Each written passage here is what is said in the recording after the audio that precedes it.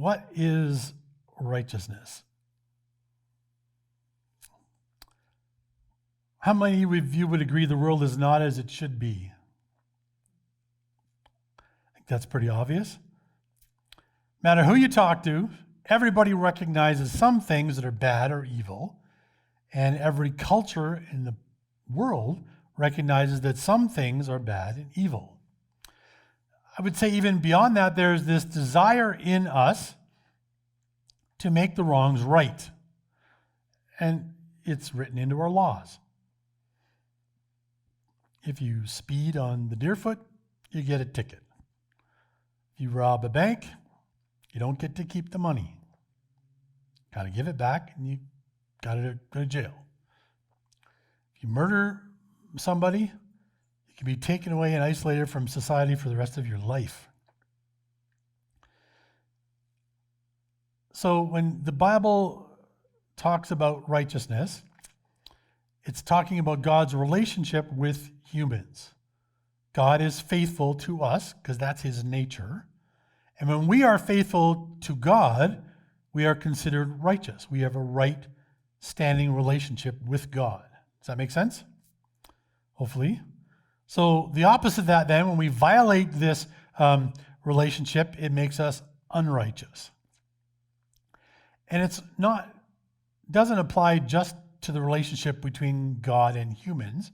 It could also be applied to the relationships between two different people, or between a government and those being governed, or actually to humans and the natural world that God created for us, creation. So when things are righteous, then we have peace and harmony.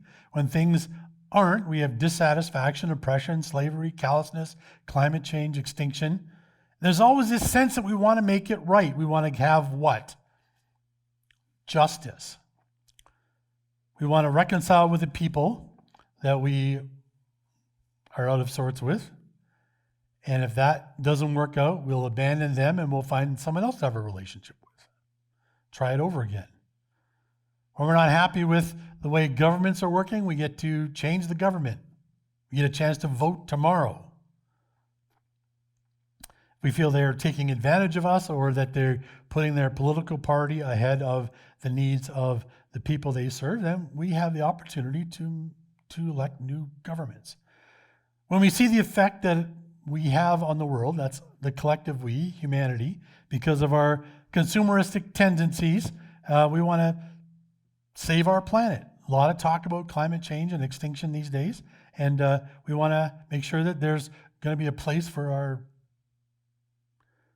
children and our grandchildren and our great-grandchildren to live. So when Jesus talks about righteousness, he is saying that righteousness, that means right relationships, means that there is justice. So for simplicity's sake, we're going to say righteousness equals justice. Say that with me. Righteousness equals justice. If you need to get up and get a coffee, help yourself.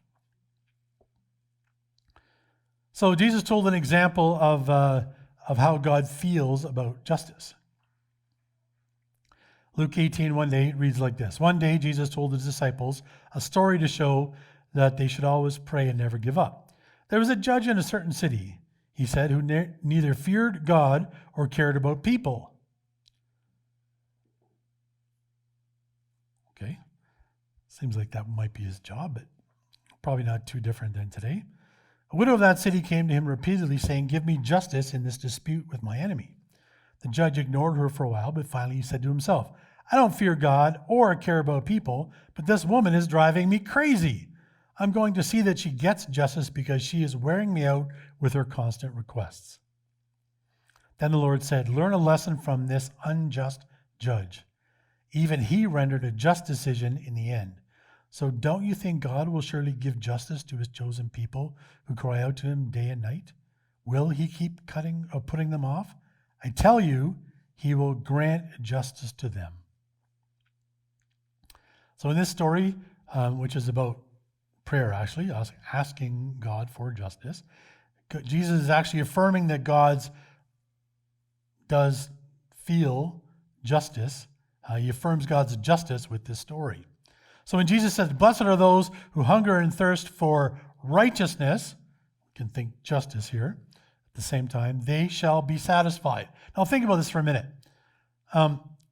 Jesus equates this desire for righteousness or right relationships or justice with eating. How many people ate something already today? How many people are going to eat something when they go home today? How many people are hungry right now because I'm talking about food?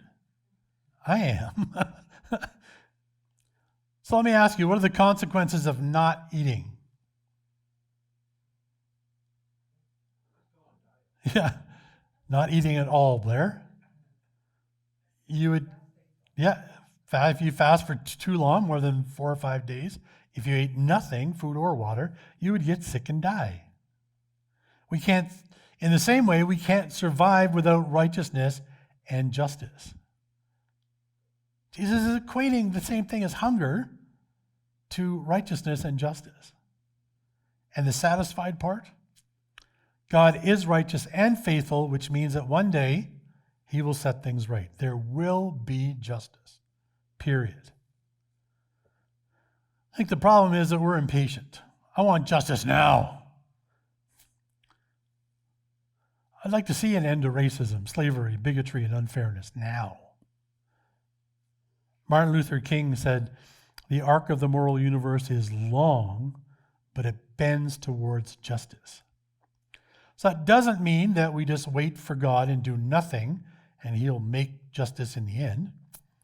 Living in his kingdom, we should always be asking and working for or towards justice.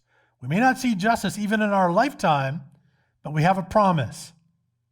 We have to trust God that in the end, there will be justice. So for you to summarize what we talked about today, each of us is responsible for our own spiritual growth. So we have to learn what Jesus said, try to understand it the best we can, and hopefully even today I learned something just from studying this, and we have to take it to the next step and actually do it. Second thing, when it comes to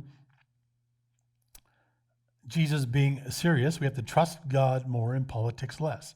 Jesus, rather than use the tactics of culture, coercion, power, fear, rallies, or marches to take back the land for God, Jesus calls us to put aside those things and to discover the power of God available to us through meekness. And lastly, Jesus affirms God's justice, God's righteousness and faithful promises that one day things will be set right. That's the story of God. That's how it ends. Spoiler alert.